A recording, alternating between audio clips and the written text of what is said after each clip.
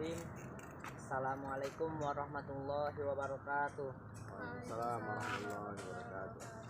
Alhamdulillahirabbil alamin wa bihi nasta'in ala umuri dunya waddin. Wassalatu wassalamu ala asrofil anbiya'i wal mursalin wa ala alihi wa sahbihi ajma'in. Amma ba'du. Baiklah, saudara yang saya hormati, Bapak Ihsan MSI sebagai pemantik atau pemateri kita pada hari ini. Baiklah, alangkah baiknya kita memperkenalkan diri.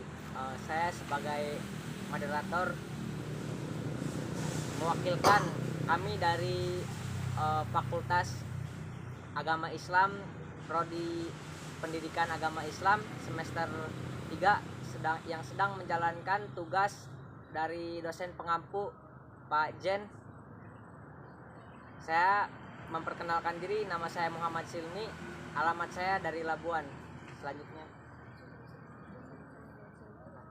Selanjutnya teman saya yang bernama Siti Nur Afifah, selanjutnya Nisa Aulia, selanjutnya Ardita Suherni, dan Bapak Ihsan MSI. Baik, saya memperkenalkan diri, nama saya Ihsan. Ya, kenapa nama saya singkat? Karena memang dulu tradisinya gitu. Kalau nama panjang ya harus Ihsan bin bapaknya. Saya asli dari desa Kanangamenes, Tilewung, suku Gebarelah. Dulu kuliah di UIN Jakarta dan dari UI bidang ilmu hukum dan ilmu hubungan internasional. Pernah ngajar di Unma Serang dan sekarang aktif di Mata Anwar tingkat PW pimpinan wilayah Provinsi Banten. Demikian perkenalan saya. Sebelumnya tema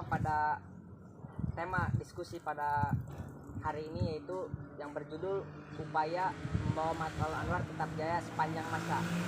Adapun mata perkuliahan hari ini untuk memenuhi tugas mata kuliah kita yaitu Matlabul Anwaran. Dan langsung saja kepada narasumber untuk memperjelas ya bagaimana sih upaya membawa Matlabul Anwar tetap jaya sepanjang masa. Padanya saya persilakan.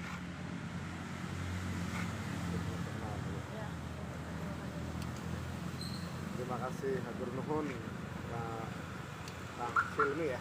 Iya betul Pak. Silmi, terus Nisa, Ardita, Nur Afifah, mahasiswa Universitas Matlabul Anwar di Menes Sodong ya. Jurusan PAI. Luar biasa, nasib anak bangsa ada di tangan teman-teman. Nanti kan lulus dari kuliah bisa bagaimana memberikan pendekatan pengajaran agama. Itu adalah pengajaran yang paling prinsipil, pengajaran yang paling mendasar buat para kader bangsa, karena tanpa kuat prinsip keimanan dan agama itu semua anak bangsa mudah tergoyahkan keyakinannya. Bagaikan pohon aja, bedanya pohon toge dan pohon kelapa. Kalau pohon toge mudah kebawa angin kesana kemari kalau tidak ada pendidikan agama. Itu ada sangat erat hubungannya dengan pengembangan Matlabul Anwar bisa menjadi jaya, apalagi sepanjang masa. Memang di dunia ini tidak ada yang begitu saja kekal. Yang ada bagaikan roda berputar, turun naik. Matlabul Anwar pernah jaya, nanti turun lagi, jaya lagi. Tetapi upaya kita memang bagaimana menjadikan Matlabul Anwar menjadi jaya, tetap jaya, bahkan sepanjang masa. Judul itu mungkin dimaksudkan untuk menempatkan visi bagi teman-teman bagaimana saya memajukan Matlabul Anwar. Meskipun kenyataannya kalau tetap dan sepanjang masa itu nggak ada. Yang ada hanyalah menjadi jaya, enggak entah berapa lama kemudian turun lagi, ada lagi yang lainnya jaya. Sebagaimana perkembangan sejarah Islam menjadi jaya di era Nabi Muhammad, Terus sekitar hampir 400 tahun lamanya sampai ke menanjung Eropa, ke Turki, sampai ke Asia. Sudah itu di akhir masa Turki Utsmani Islam tumbang, yang lain yang jaya gantian. Jadi kalau ngomong-ngomong tetap jaya bahkan sepanjang masa, mungkin itu sesuatu yang ideal ya, yang sifatnya harapan dari yang harus ditancapkan oleh para kader Matlab Anwar, agar bagaimana ini Matlab Anwar jaya, bagaimana Matlab Anwar jaya, harus upaya untuk Matlab Anwar tetap jaya itu harus terpatri di dalam hati sepanjang masa, meskipun kenyataannya untuk merealisasikannya agak sulit. Tapi maksud dari judul itu saya kira bagaimana menancapkan Matlab Anwar menjadi jaya sepanjang masa itu tertanam di hati dan di pikiran teman-teman sepanjang masa. Yang kedua, kalau itu terkait dengan judul, kalau terkait dengan upaya-upaya bagaimana memajukan sebuah organisasi seperti Matlab Anwar, itu memang agak berbeda dengan memajukan sebuah perusahaan. Saya di sini ada dua di kantor saya, ada memajukan organisasi dan ada memajukan perusahaan. Visi dan orientasinya agak berbeda. Kalau perusahaan, bagaimana mencari untung, untungnya ya material. Kalau organisasi, bagaimana dia mengembangkan manfaat, mencari manfaat.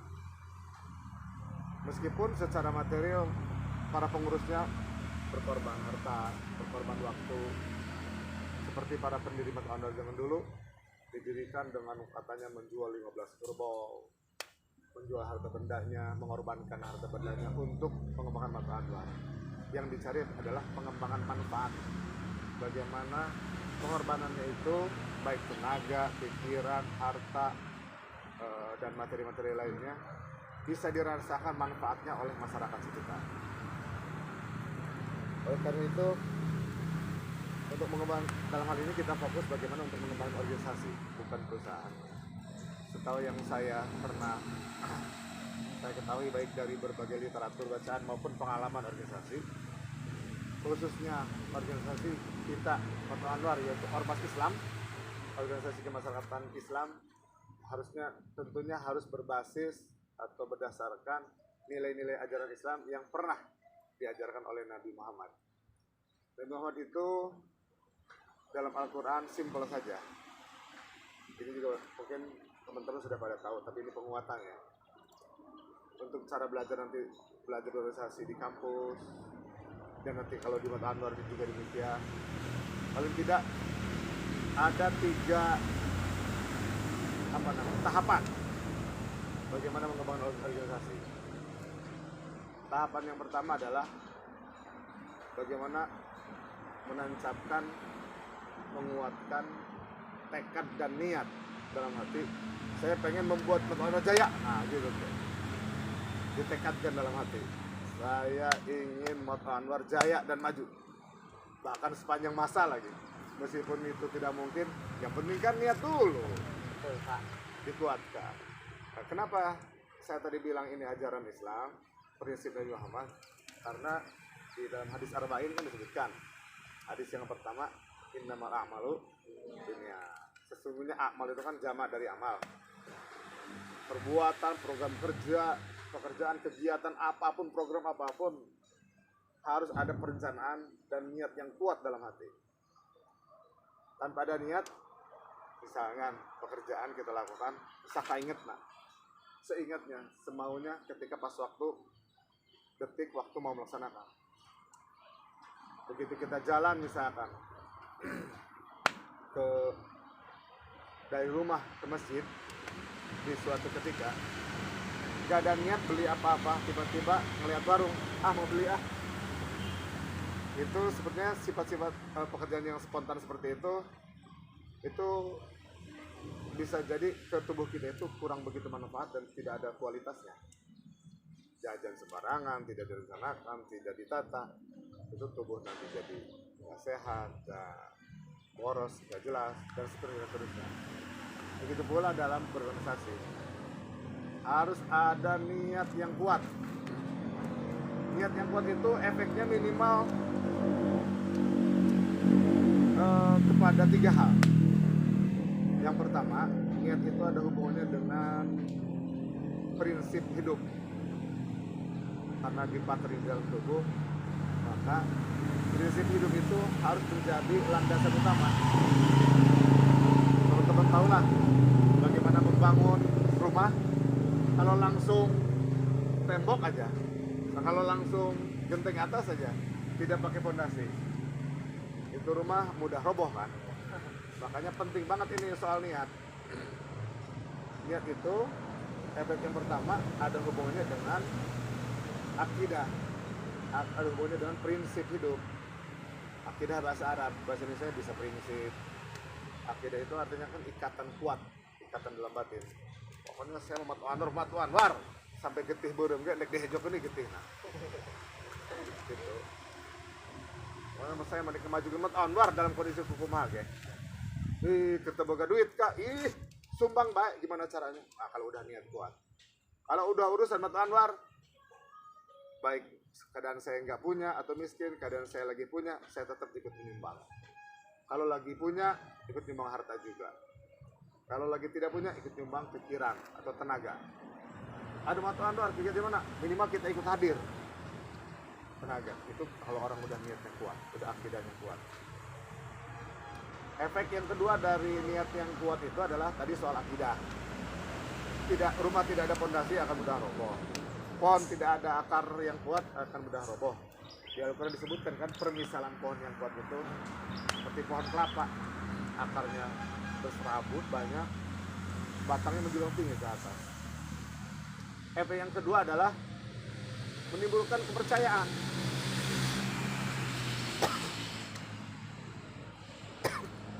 Kembali tadi ke soal akidah. Itu efek yang pertama dari niat yang kuat. Nabi Muhammad di Mekah yang diajari itu umat Islam pertama-tama belum soal bagaimana tata cara nikah, belum yang teknis itu belum soal muamalat, bagaimana cara berdagang yang tidak menipu, belum. Yang diajarin yang pertama adalah soal akidah dulu. Kalau akidahnya sudah kuat, aya angin puting beliung geh, aya duit gepokan miliaran geh, moal kagoda. Terutama bagi kaum laki-laki, aya awe bohai ge moal kagoda, lamun eta kira-kira ngagoda akidah. Ulah urusan MA bae pemangkene bobogohan mah, eta lamun akidah teu kuat. Ulah urusan umat-umat bae masih ada nih pekerjaan nih untuk urusan-urusan kita yang pribadi, apa teman-teman di kontrakan, PSU atau apa lagi kalau di kuliahan tuh, wis menikah gapleh baik rak remi tanah daripada berorganisasi ngapain buat apa? Nah ini soal akidah ini. Kalau prinsipnya tidak terpatri, udah goyah tuh, yang gitu-gitu malah lupa. Apalagi manusia itu makhluk materi. Sekarang merajalelanya ajaran Yahudi sampai ke desa-desa sampai manusia dibutakan itu soal ini. Apa ajaran sesat yang diajarkan supaya manusia itu tergantung kepada ini? Contoh pemilihan kepala desa. Tadi mau dipilih. Emang ada teman-teman milih itu karena si ini orangnya bagus. Cuma emang kebetulan calon kepala desa itu pada jelek-jelek semua masalahnya. Terus mulai duitan dari gitu mah. Nah, kita secara tidak sadar diajarin supaya jangan berprinsip pada hati kita dan pikiran kita. Berprinsiplah kepada orang yang punya duit, yang punya jabatan, punya kecantikan, punya kegantengan. Ini yang bahaya ini. Jadi sederhana aja. Teman-teman itu mau beribadah kepada Allah itu, mau mengabdi kepada Allah itu banyak kiprahnya. Bisa di mata anak, bisa di keluarga, bisa di tengah masyarakatnya, di tingkat desa apapun lah ya. Kuatkan dulu niat melalui penguatan akidah. Nah, sebelum kepada efek kepercayaan, sebelum ke efek yang kedua soal kepercayaan. Kalau akidah udah kuat, dikuatkan kata Nabi Muhammad, Allah itu yang satu yang di sana. yang kita tidak bisa terpikirkan oleh kita sedikit pun bentuknya. Karena kalau kita tidak bergantung, tidak percaya kepada Allah, bergantung ke selain Allah, pasti kita akan mudah goyah dan mudah roboh. Satu demi satu, meskipun dapatnya mungkin seminggu baru ada satu yang masuk Islam, sebulan baru ada satu, tapi satu juga kualitasnya bisa menggemparkan. Istilah kata Soekarno mah, saya cukup dikasih 4 pemuda aja, yang penting bisa menggemparkan dunia kalau dia punya prinsip yang kuat. Dalam setahun ada satu. Tapi Umar bin Khattab, jenderal yang sini juga, atau orang biasa. Tapi kalau kualitas diri itu bagus, contoh orang biasa siapa? Bilal bin Rabah. Hamba sahaya kulit hitam tidak diperhitungkan, anggaplah di abangan. Mungkin kalau di kita sekarang pedagang apa namanya, kaki lima lah gitu. Bilal bin Rabah itu tidak diperhitungkan, tapi dia masuk Islam. Begitu dapat ujian oleh para pemilik budak, waktu dulu kan ada perbudakan, diambil oleh Abu Jahal, dia disiksa karena Islam waktu itu baru sedikit, baru hitungan jari.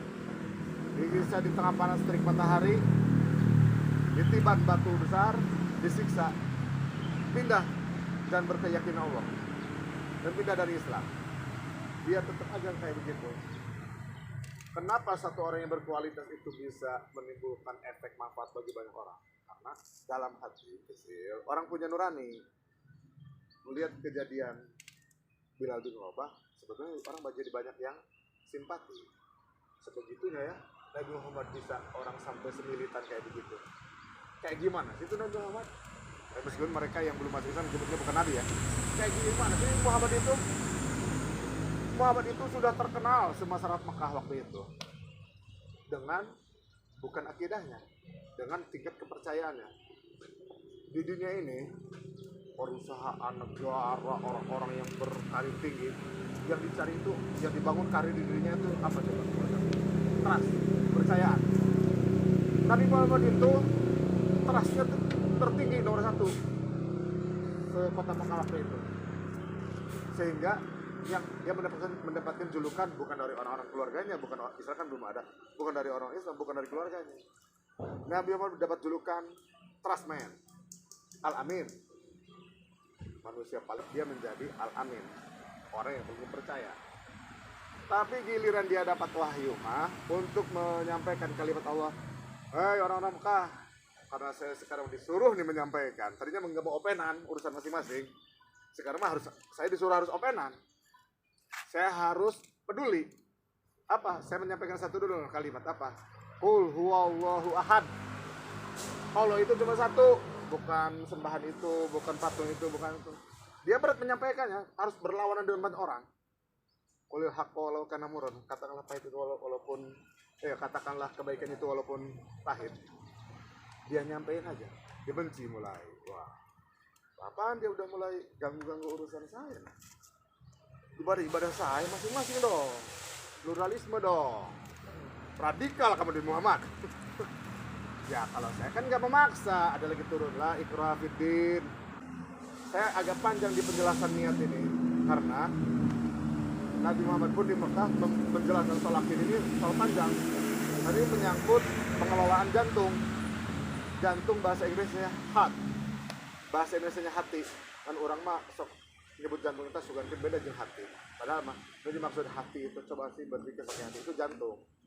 Deg-degan, ngedeg-deg, mengatur pola pikir, mengatur emosi, mengatur prinsip hidup, mengatur kita langkah kemana, jantung. Mau maju ini Pak, persoalan gampang. Tuh, Nabi Muhammad bilang begitu.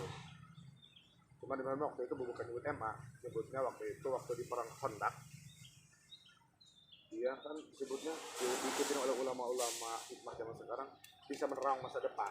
Karena dapat wahyu aja dia mah bukan ahli penerawang. Apa? Akan kamu taklukkan tuh kerajaan Bizantium Eropa yang ada di Turki sekarang. Itu kejadian beberapa ratus tahun kemudian. Itu kan yang menguatkan tekad. Akan saya jayakan MA. Kuatkan dulu di sini, di jantung kita. Karena jantung kita itu adalah pusat peredaran semuanya. Nah, jadi saya agak panjang yang ini karena ini sangat penting soal memajukan apapun, termasuk hal ini memajukan MA. Niat yang kuat, akidah yang kuat. Efek yang pertama. Efek yang keduanya, kalau akidah sudah kuat, nih berempat aja nih, berempat. Ini terus organisasi naon gitu ya. Akidah kadarullah. Tapi efek yang kedua apa? Di antara berempat ini timbul saling percaya. Nah, jadi soal kepercayaan ini penting. Nanti begitu kepengurusan Matul Anwar itu semua tingkat yang saling percaya. Ke tingkat cabang percaya ke tingkat daerah itu kabupaten, cabang, kecamatan. Tingkat daerah percaya karena wilayah percaya ke pusat, semuanya saling percaya. Udah. Pulang percaya ke saya masuk di duit organisasi. Langgar, bubar. Carilah nanti teman-teman, kalaupun nanti teman-teman aktif di Hima gitu dan masuk Matul Anwar, atau aktif di Gema gitu sebelum Matul Anwar, misalkan sebelum aktif di pengurus, kita itu harus menunjukkan apa namanya kejujuran kita semuanya ke Allah. Orang dipercaya sama kita. Kalau sudah percaya, mulai pemilihan. Lu aja kayak zaman Nabi Muhammad dulu, zaman Khulafaur Rasyidin, yang ada musyawarah si Bayu, si Maendah Jelemana.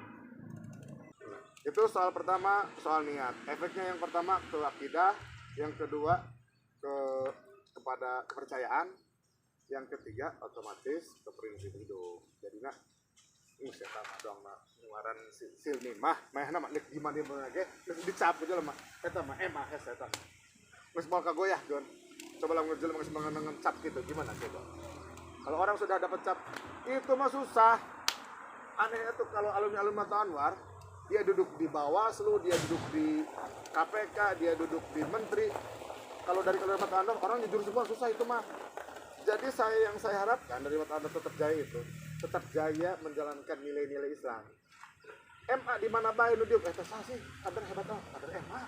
Si nu di menteri kok jujur amat di mana sih MA. Ari eta anu lurah kamari padahal lurah dong jabatan biasa. Kok jujur amat teu bisa pemerintahan biasa maju bahkan kreatif bahkan juara sapaneglah.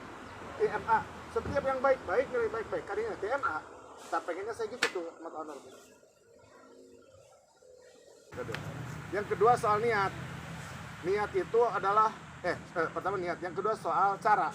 Nah, Islam cuma 3 aja saya persingkat. Pertama niat, yang kedua cara, yang ketiga tujuan. Cara itu semuanya harus Islam. Cara inilah yang banyak dipraktekkan oleh Yahudi melalui program kapitalismenya. Nggak perlu cara, yang penting mau untung. Kesampingan dulu tuh cara, yang penting kita untung. Apa coba contohnya? Kalian belajar nggak waktu aliyah dulu prinsip ekonomi? Motif ekonomi itu dengan modal yang sekecil-kecilnya untuk mendapatkan keuntungan yang pernah dengar kan itu? Berarti untung segede-gede, modal sekecil-kecil tidak dibahas itu cara halal tapi itu cara. Nah Islam mah bagaimana kalian berusaha itu jangan berpikir untuk besar atau untuk kecil. Itu urusan saya kata Allah. Tapi pikirkan cara halal atau enggak. Termasuk mengurus MA Matul Anwar. Semuanya kita harus cara halal. Mentang-mentang dikasih duit oleh penguasa, kita menjual diri ke penguasa dan kita udah keluar dari hitung Matul Anwar. Jangan.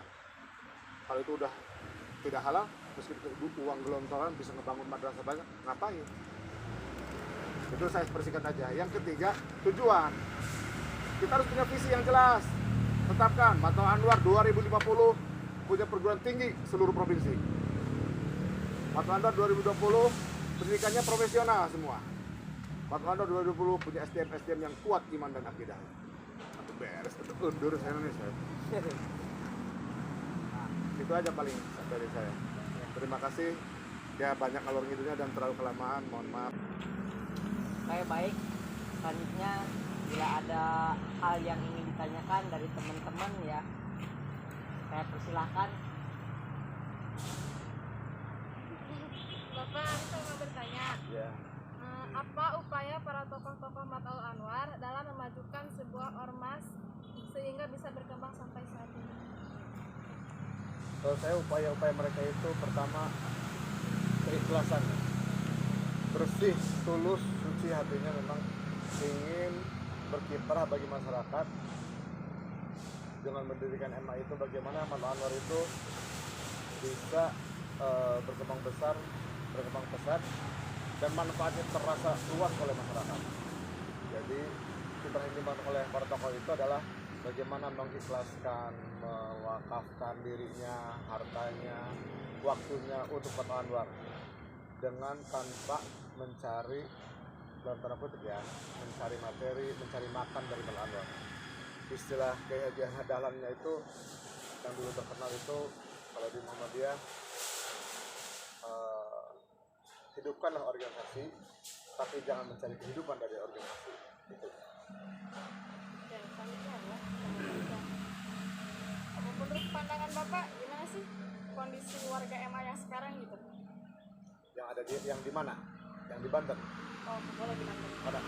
Banten kan luas Indonesia kan.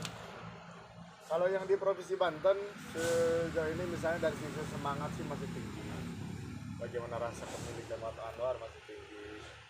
Tinggal bagaimana menyatukan semangat yang ada itu menjadi sebuah kekuatan yang dikembangkan secara bersama-sama, sehingga semangat yang ada itu tidak berserakan, tapi memang perlu dikompakkan, perlu disatukan sehingga menjadi akumulasi, menjadi satu kesatuan yang bisa mengembangkan Mata Anwar menjadi lebih besar lagi.